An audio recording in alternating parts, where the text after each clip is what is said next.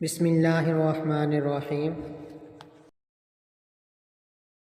اللہ تعالیٰ نے جس کے لیے جو روزی لکھ دی ہے، مہنگائی اس روزی کو روک نہیں سکتی۔ وہ رزق ضرور اس تک پہنچے گا، خواہ وہ 7 سمندروں کے نیچے چھپا ہوا ہو۔ آج کل ہر طرف شور ہے مہنگائی کا، خبروں میں، مجلسوں میں اور ہر جگہ ایک ہی شور ہے، مہنگائی مہنگائی اور مہنگائی۔ اچھا ایک بات تو بتائیں، اپنے بچپن سے لے کر آج تک غور کریں، کب مہنگائی نہیں تھی؟ بوڑھے حضرات بیٹھتے ہیں تو اپنے زمانے کا سستا دور یاد کرتے ہیں۔ میاں ہمارے زمانے میں بکری 50 روپے کی ملتی تھی اور گھی تو 1 روپے کا 10 کلو مل جاتا تھا۔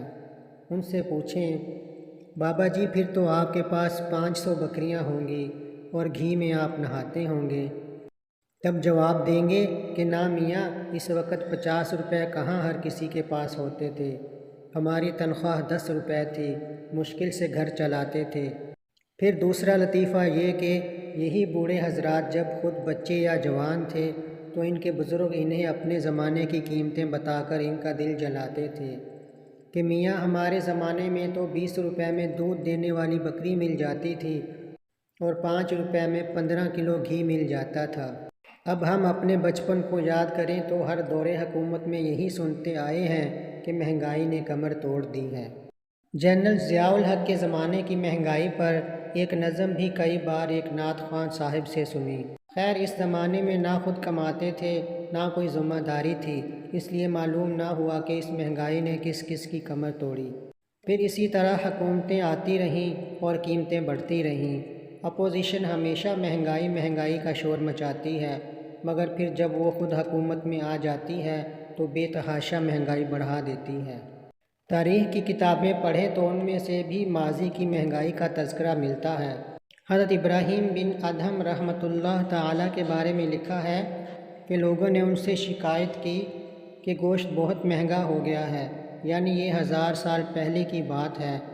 حضرت ابراہیم بن ادھم رحمۃ اللہ تعالیٰ بڑے کمال درجہ کے صاحب علم، صاحب معرفت ولی تھے۔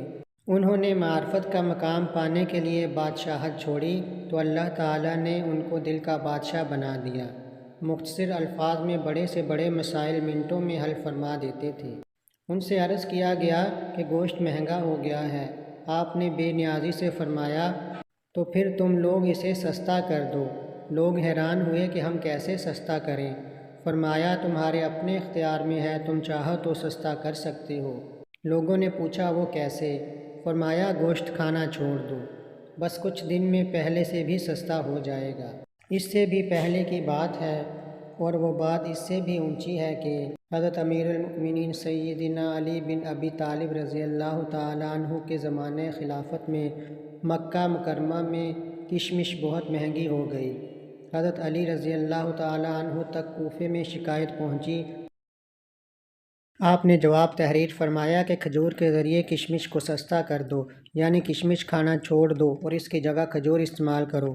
اس طرح کشمش واپس زمین پر آ جائے گی، یعنی سستی ہو جائے گی۔ ہمارے چینل کو سبسکرائب کریں اور لائک کریں تاکہ تازہ ترین ویڈیو کی اطلاع مل سکے۔ شکریہ، اللہ حافظ۔